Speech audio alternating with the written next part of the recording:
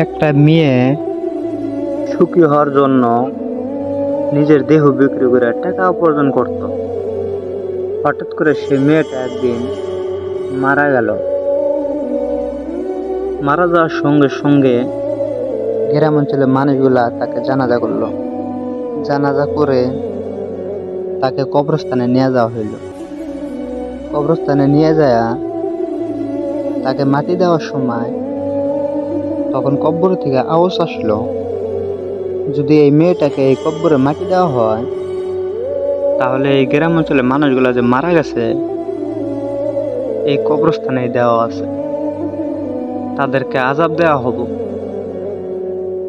তো এই কথাগুলা সত্যি কথাগুলো তো বলছি কি, আপু ভালো দিন থাকতে ভালো করে যাও, আর কিছু যদি ভুল বলে থাকি তাহলে ক্ষমা করে দিয়ে যাও।